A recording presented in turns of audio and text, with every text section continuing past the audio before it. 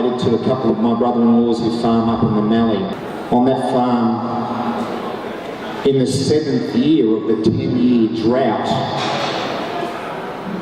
his beautiful dad, a man called Ted Lehman, with tears in his eyes, the only time he would ever cry, except when they had a blowy day. A blowy day in the Mallee is when your topsoil follows the north wind and joins your next door neighbour's topsoil and ends up down here in Melbourne, 500k away.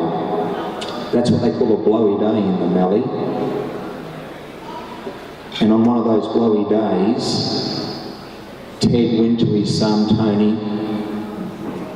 This is the farm that's been in their family since 1920.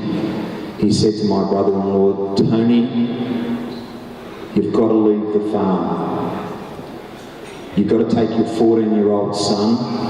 He can't farm anymore.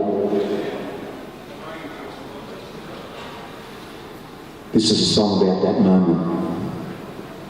It's called Mallee Bull Dust. It might sound like it's about the Mallee, but it's about people like you and Tony Lehman and Teddy Lehman and my nephew Tyler.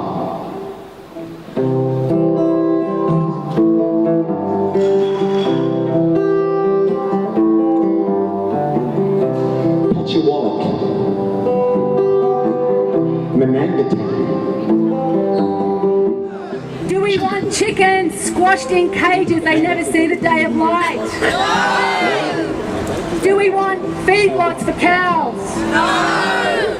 Do we want pigs that have to lie down on concrete because they can't stand up? No! I think we ought to let the bureaucrats live like the animals. Exactly! When we start to say that farming is a career, when we start to get to know our farmers and we recognise local produce, then we build a local food economy. And a local food economy creates career pathways for our youth. My favourite. We've had a go at doing it in the backyard rather than going to Coles and wanting it cheaper and cheaper and cheaper and contributing to Coles further strangling the producers. Soil of the land is being destroyed, and the ecology of the land is being destroyed, and the ecology of our human body is being destroyed. What do we do to go back to basics? Our culture and tradition tells us what to do to go back to basics. Our farmers are our doctors, because we need to make a decision. We need to make a decision. Do we want more hospitals or do we want more farmers? More local farmers.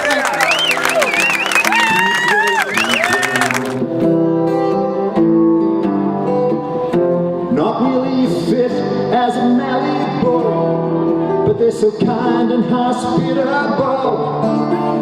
The family is still strong, even though most have gone. The Mallee still lives on. For those of us who break that initial wave, that ripple is that we create opportunity for folks coming behind us. Besides the benefits of eating a healthier, cleaner, more vibrant food, when you buy organic, you know Monsanto has not made a single cent. The sand dunes and the rocks.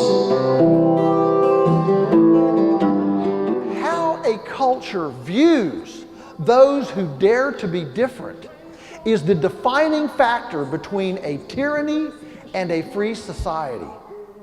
Because all innovation starts around the heretic fringe. And so let us wear heretic proudly and learn to articulate our position, because we are absolutely the repository of tomorrow's innovative answers.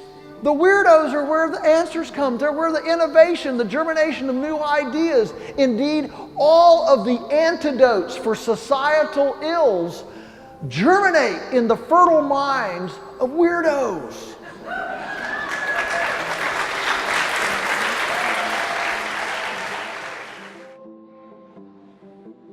We were good farmers, we used grain and nitrogens, and we were producing a lot of milk. We were making a lot of money. We were also spending a lot of money. I guess I realised during this time that how little control we had over our business.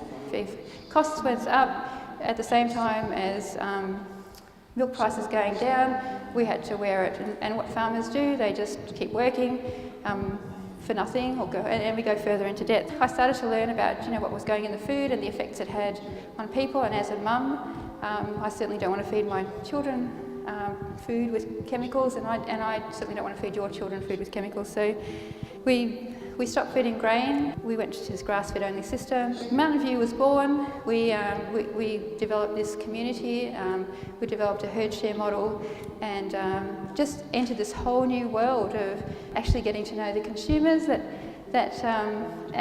built these beautiful partnerships. And it was like being born. Actually, I didn't realise how disconnected we were. We talk about the importance of knowing your farmer, but it's so important for the farmer to know their community.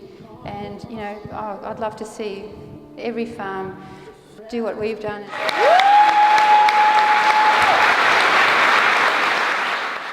Although I would love to convince them that raw milk is food and tastes far superior to the adulterated versions, I don't think that's actually how we win this fight. I think we have to beat them at their own game, basically, which is to demonstrate, which history has demonstrated over and over again, that prohibition is stupid and creates all kinds of other risks, and that they're creating a black market of real food.